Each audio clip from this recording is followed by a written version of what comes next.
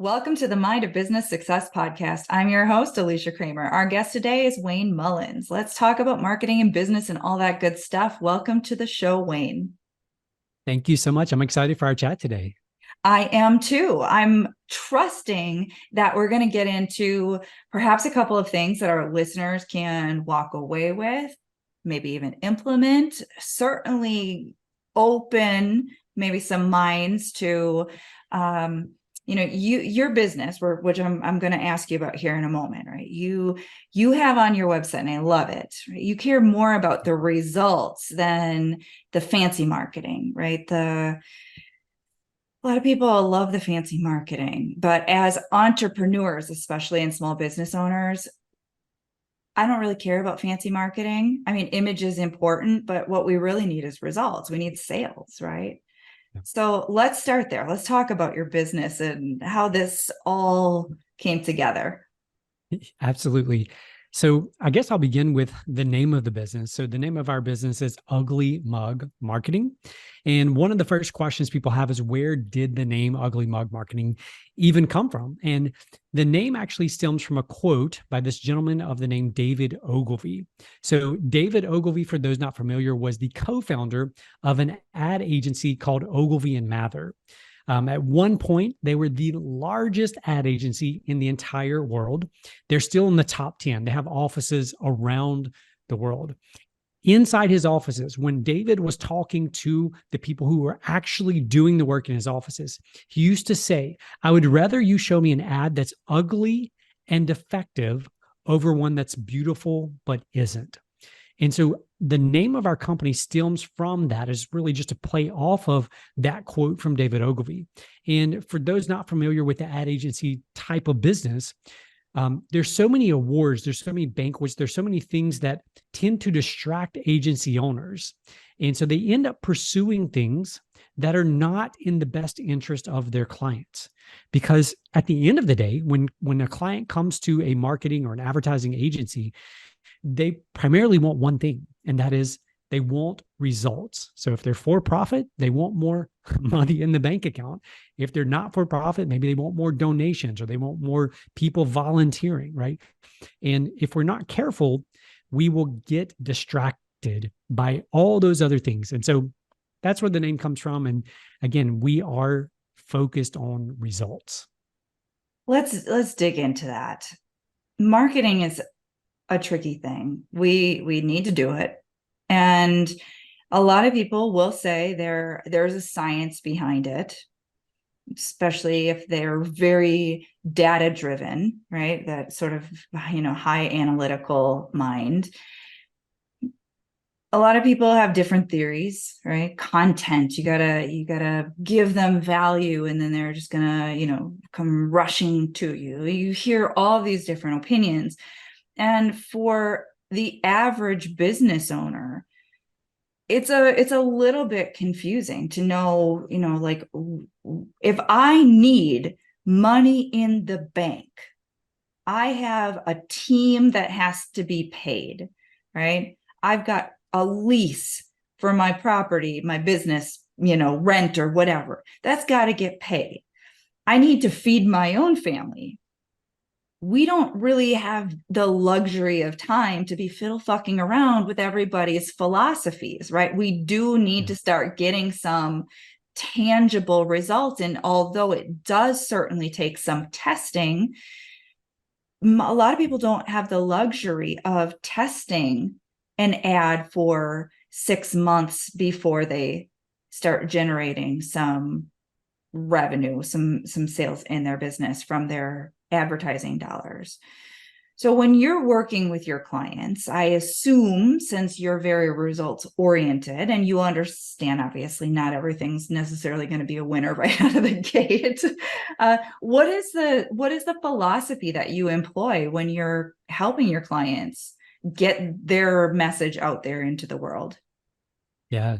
So let's unpack this with a couple of different definitions, because one of the things I've learned over the years of doing this is that often people aren't clear about what marketing really is. And so there's a couple of different things I want to look at. Number one, there are two core ingredients, I believe, when it comes to marketing or advertising. Ingredient number one would be psychology, because we're attempting to persuade someone, we're attempting to convince someone to take an action that they probably would not have taken on their own, right? Without our marketing message. So, number one, it's the psychology side. Number two, it is the math side, because we can go around with testing psychology and testing things all day long. But if we're not holding our dollars accountable, we are just wasting money. We're not using the data to make smart marketing decisions. So psychology and math are very, very important. But then if we were to like peel this back a little bit further, when we're saying, okay, what exactly is marketing? So when I think about marketing, when I'm going to do this thing called marketing, what am I actually doing? And we say this: marketing is your ability to attract and then to keep a customer. Now, we don't just want to keep a customer for the sake of quote unquote keeping a customer. We believe that your goal for your customers should be to convert them into evangelists for your brand. And here's the interesting thing. We live in a world today where I think there's like 6.5 billion people on the planet who have this little device called a smartphone. And within a matter of minutes, they can share their experience with our product, with our service, with our brand to quote unquote the world, right? All of their connections on social media. And yet as marketers, we don't ever really think about, how do I actually take my customers, my existing clients, and how do I convert them into the most powerful army of evangelists for my company that we possibly can? So again, those are just super broad definitions on how we like to think about it, because if we're not clear about what it is and what are the components, we can't actually do the thing. Okay, I love this. So right now, there are people who have clients or customers who love them. They're repeat buyers. They could easily be evangelists for their business, and they're not capitalizing on that. How can you use marketing in a way to facilitate that? Yeah, I think, from a mindset perspective, we are so accustomed, and it could be just the US culture here, but we're so accustomed to focusing on this whole idea that marketing is all about finding and attracting the next customer, that we completely ignore the existing client base. And so step number one, if you are intentional, or if you're going to be intentional about actually converting customers into evangelists, is you have to understand that that is part of marketing. Therefore, you need to allocate some of your marketing funds to those type of campaigns.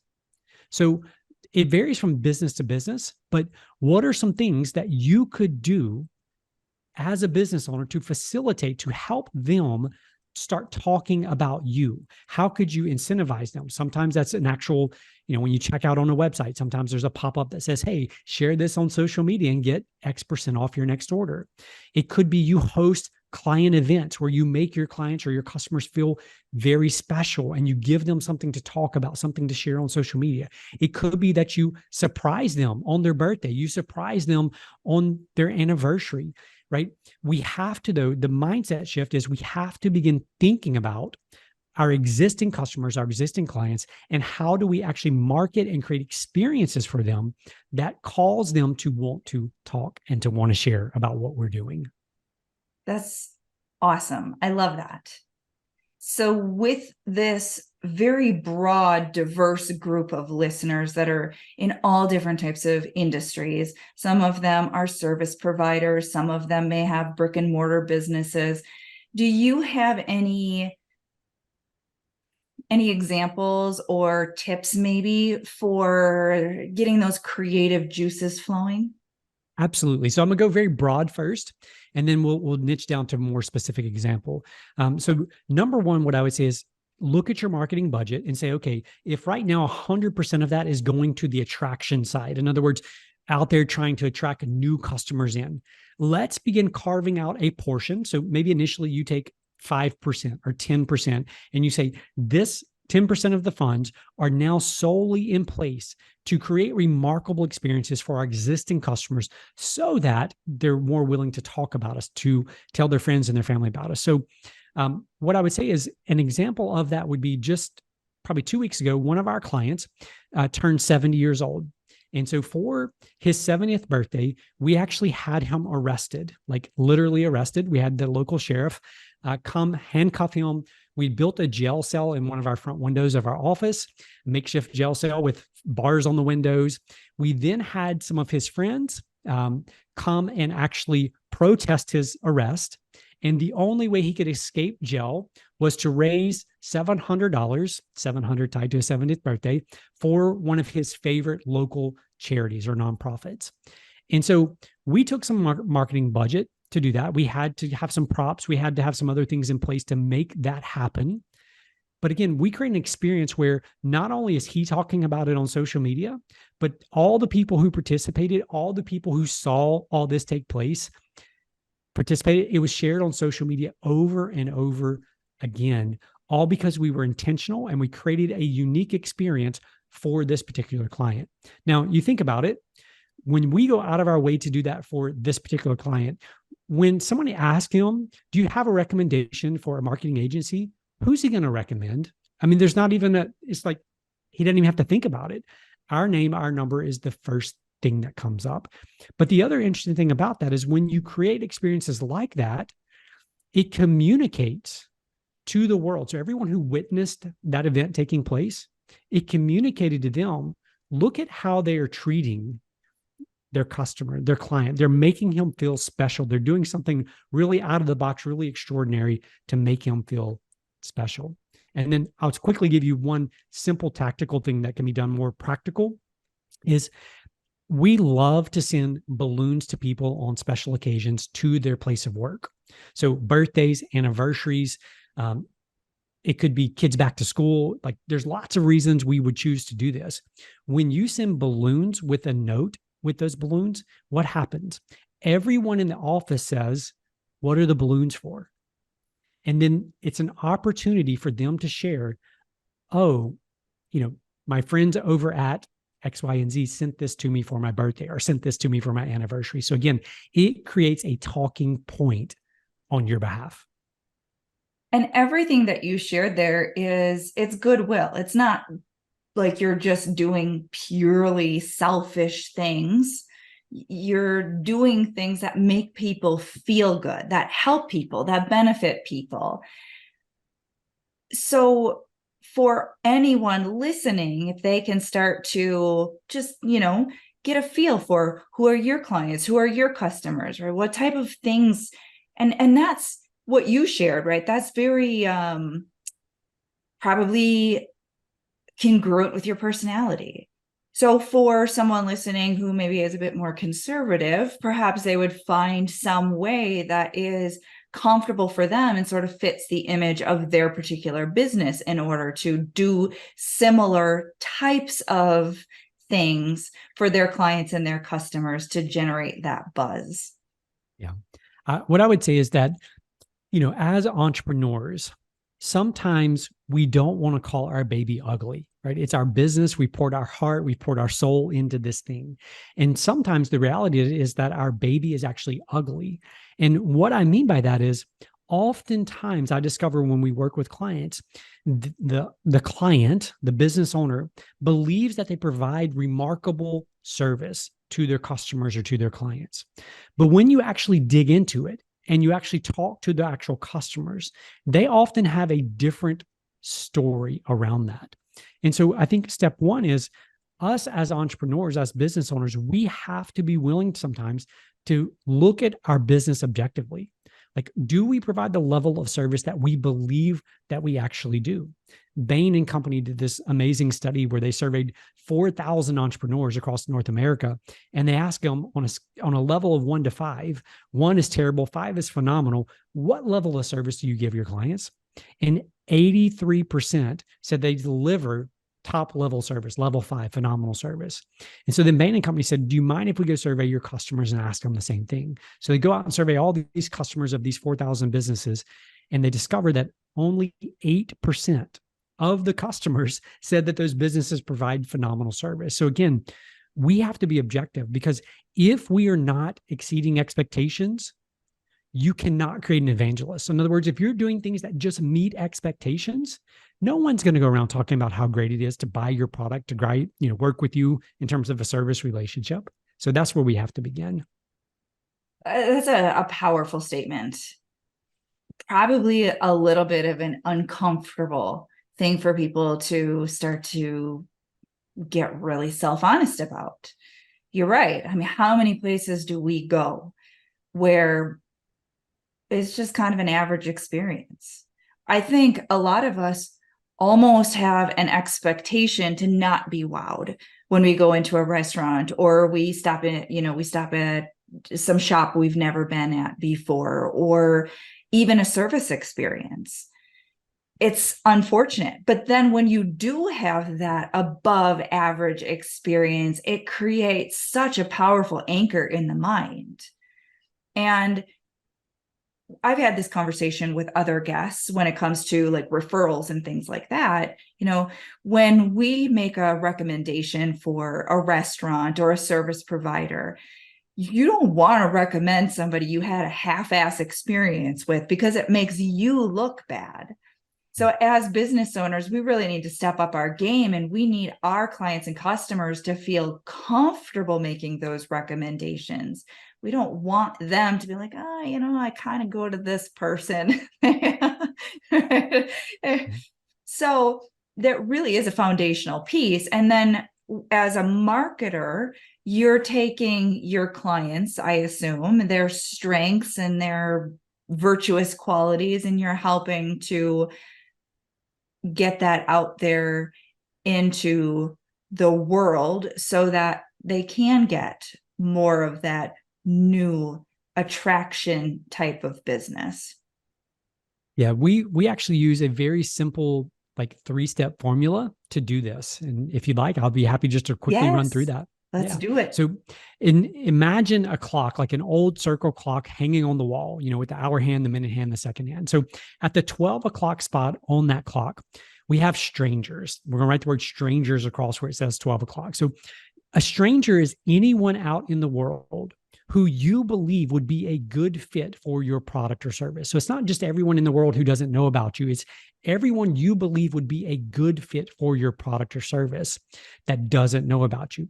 Now, the thing about them being a good fit is they must receive more value from your product or service than the money they're going to have to part with. So that is like the big criteria there. Number one, are they going to receive more value from your product or service in terms of the money they're going to have to part with to purchase your product or service? So we want to identify all of the strangers out there, the people who don't know about us, but we would be a good fit. Now, at the 3 o'clock spot, we have friends. So friends are people who know about us and who like us. They haven't bought from us yet, but they know about us. They're aware of our business, our organization, and they actually like us. So when you think about your very first campaign in marketing, your very first campaign, the sole goal of that campaign is to get those strangers that you've clearly identified to know about you and to like you. That is it. All too often, we see entrepreneurs, business owners, and marketers, what they do is they put up one campaign, and then they hope and pray that that one campaign reaches a stranger and converts them all the way into a customer. And so we're too demanding on our ads. We need to be less demanding, but we need to be more specific in what we want those ads to do. So step one is we got to move them from 12 o'clock to 3 o'clock, from strangers to friends. And we have to do that by getting them to know about us and like us. Now, down at 6 o'clock, that is where they become customers or clients. And there's one core ingredient to move someone from 3 o'clock to 6 o'clock, or from a friend into a customer or client. And that key ingredient is trust. They must trust. They must believe that our product is going to deliver, that we are going to stand behind our product, behind our service, and that it's going to be more valuable to them than the money they're going to part with. Now, that is the next campaign you want to build. And what we often find is that people are not good at building campaigns or creating campaigns that build trust. So you think about it. No one buys anything on Amazon without scrolling down and looking at those reviews, right? And here's the thing. We're trusting those people who left a review, who could all be crazy. They could all be just psychopaths, but we're trusting them way more than we're trusting the company who spent maybe millions of dollars developing that product, right? And so for us, we have to internalize that. We have to think, how can I impart trust? How can I build trust through a campaign? And then we can dive into those in more detail if you want. But the last one is just moving from 6 to 9. So that's from a customer into an evangelist at the 9 o'clock spot. And the beautiful thing, we've already talked about the evangelist before, but the beautiful thing about evangelist is what happens is they cut across the clock. In other words, they go across and tell their friends about us. Not only are they telling and imparting their knowledge of us, their liking of us, but oftentimes they're imparting their trust in us into the people they're sharing with. So again, the whole right-hand side of the clock from 12 o'clock down to 6 o'clock, everything on that side is about attracting clients. And the other side, the left-hand side of the clock, is all about keeping and converting evangelists. So good. Let's take a minute and let's talk about trust. So a lot of people understand things like reviews, testimonials, social proof, right? All of those things are important. Do you have kind of like some fundamentals that you always encourage or maybe even require when you're doing a marketing campaign to move from that 3 o'clock to that 6 o'clock spot? Yeah, I would think number one is this, that no matter what you or I say as business owners, as marketers, there's always going to be a natural skepticism behind our words because they know we have a vested interest. So the fundamental number one is we have to be able to use other people's voices to impart trust on our behalf. Again, you mentioned reviews.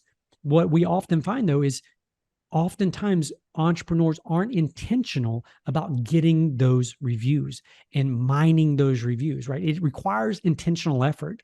And again, that actually ties in over on creating evangelist side, because if you get reviews well and you have a whole campaign centered around that, you will actually elevate the experience they have with your business by having a very clear campaign in terms of how you ask for the review after you delivered your product or service to them. So using other people, using reviews, if you can have people speak on your behalf, video testimonials, written testimonials, all of those things that you can have in your pocket to help build trust. And then the other one I would mention is just this: results in advance. The more that you can demonstrate the results that your product or service is going to have in their lives, whether that's help them reach a goal, accomplish something, or solve a problem, the easier it's going to be for them to trust you and your product or service. Powerful. I love it. We sometimes forget how important those pieces are. And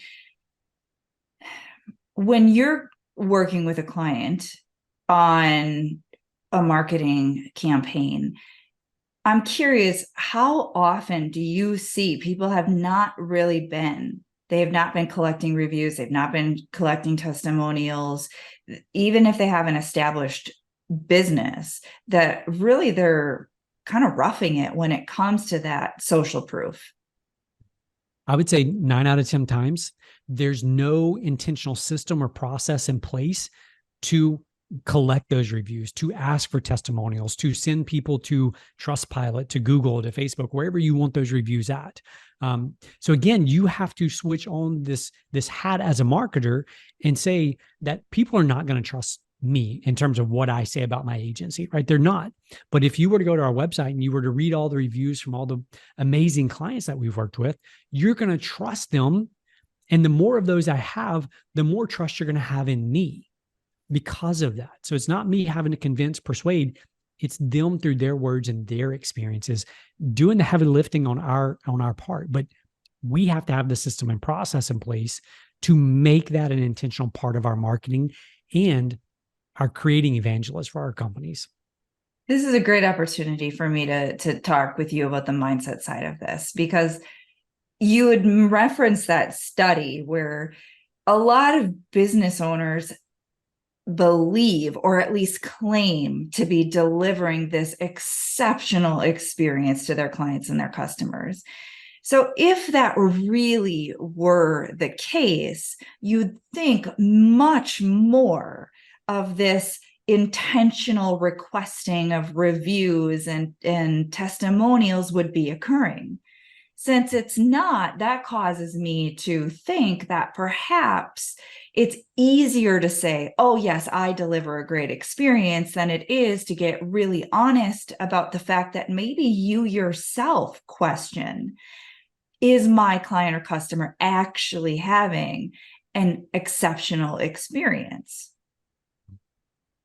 Yeah, I would say that um, we create what's called a customer expectation litmus test is how we actually go about doing this. So what we do is we have somebody just write down on the left-hand side of a sheet of paper all the points of interaction that someone's going to have with you as they move through the buying cycle. So whether that is they visit your social media page, then they visit your website, and then they go, to your shopping cart page, and then they click order, and then you ship the stuff, and then it arrives.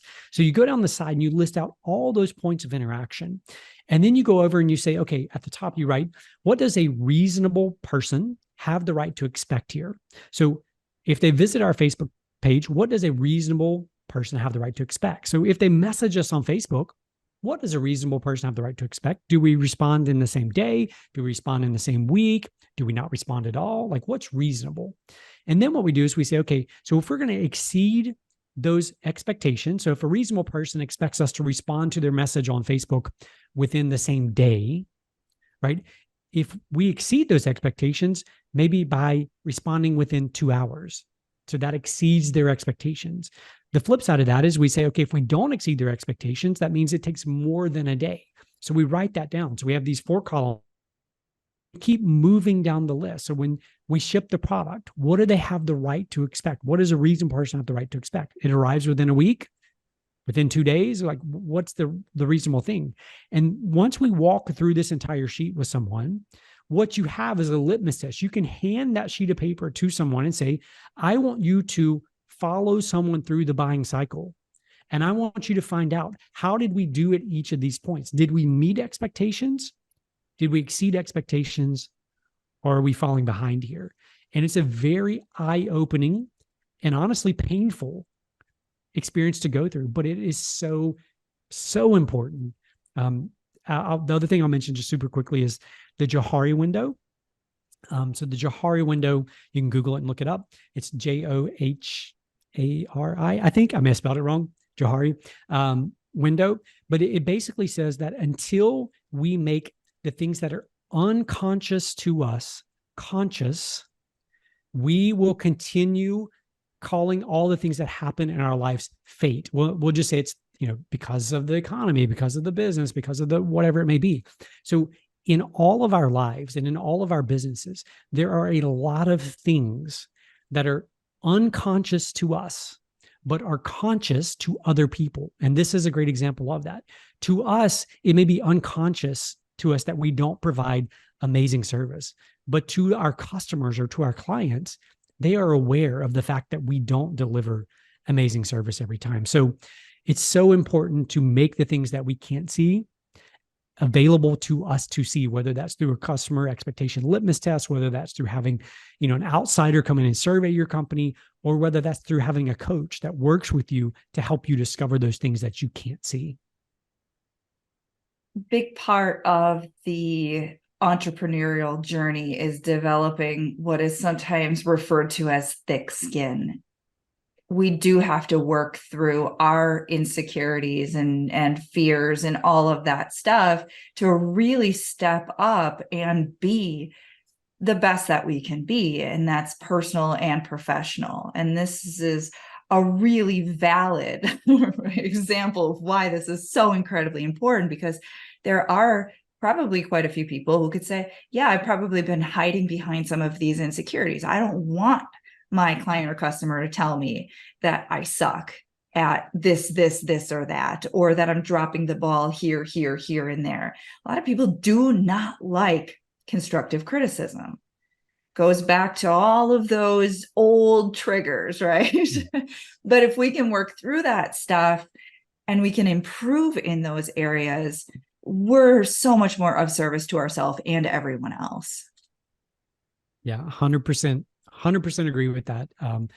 We are often our own worst enemies when it comes to our businesses and our ability to grow. I have this quote, I don't know where I stole it from, but I stole it from somewhere. It basically says that if you cannot clearly articulate the problem that your business is currently facing, you are the problem.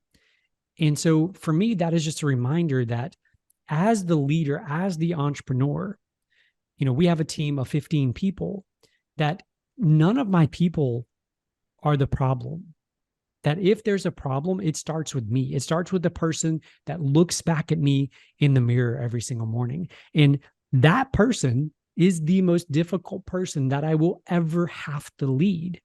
And so instead of me getting all worked up or, concerned about the mistakes they may be making or this or that, I first have to look at myself and look at all the times that I give myself a pass, that I commit to do something for myself, and then I back out on my own word, not having integrity with myself.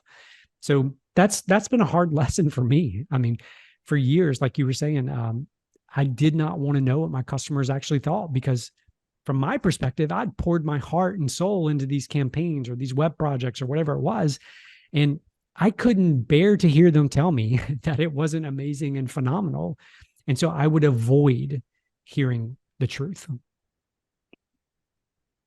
Somewhere someone needed to hear that, I'm sure, because I know that this is a very, very common thing. It's uncomfortable to look at the things that are our faults or our shortcomings or the areas where we're the ones fucking things up, honestly. But we're the only one who can change it, and we're the only one who can make our life and our business better by changing those things within ourselves. Yeah. Yeah. One of the best pieces of advice I've ever gotten, maybe in business, from a friend of mine. He has a company with around 1,000 employees. And, his advice was that as my business grows, it becomes more important for me to learn to lead myself well than it does for me to learn to lead other people well. And as his business has grown, he has just exemplified that. So he's doubled down on learning to work through his limiting beliefs. He's doubled down on having to, work through all of these things, that obstacles and stories that we get hung up in as entrepreneurs.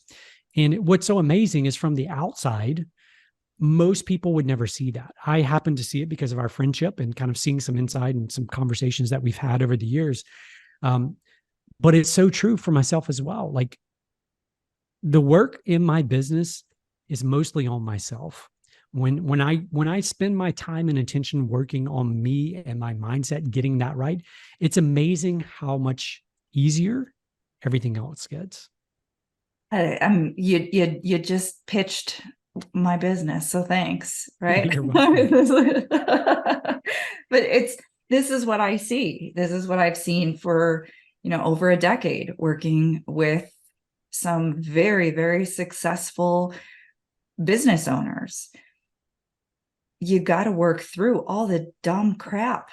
You have to, and we all have plenty of it. It is those stories. It is the old self-image. It is the fears. It is sometimes completely irrational stuff. But if you're willing to do the inner work, it is going to give you that foundation to just keep up leveling yourself and your business. Yeah, I would 100% agree with that. What I would say is that almost every single time in my business, when there's been an issue, when there's been a problem, when we've hit a roadblock or we've hit a ceiling where it's like we can't break through that to the next level, the more I spent time trying to actually fix that supposed thing out there, the more stuck we became. It wasn't until I actually learned to begin working on myself that I realized that I was the obstacle. I was the hindrance, that my thoughts, my beliefs, all those things you just talked about were the obstacle to where we were trying to get to. It wasn't those things. Maybe that's just my interpretation or what I saw, but it always comes back to me. I wish we had more time because I'd love to continue this discussion. I think there's so much more we could go into on the marketing side of things, as well as the mindset side of things. Since we do not have more time, Wayne, can you please share with our listeners how they can connect with you? Because I know that what you're doing is fantastic. And I know that there are some people who really could use your expertise. Absolutely. The simplest place is our website. That's just uglymugmarketing.com. All of our social media is there, email addresses, phone numbers, all of that good stuff.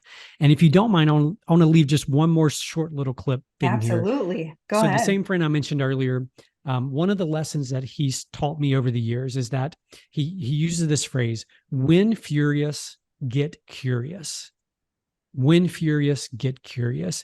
And for me, that is an important reminder because so often there are things that take place, problems that arise in our businesses, and there are things that just frustrate us, we get furious about. And learning to step back, learning to create that space and to get curious about what is actually taking place there. More often than not, I find that it's my interpretation of things that is causing that furious reaction. And so when furious, get curious. Love it. What a perfect way to end this episode. Wayne, thank you so much for being with us today. Thank you so much for the opportunity. Got to thank all of our listeners as well. You know, we're doing this for you. If you haven't already subscribed, make sure you do so. And until next time, we will see you in the next episode.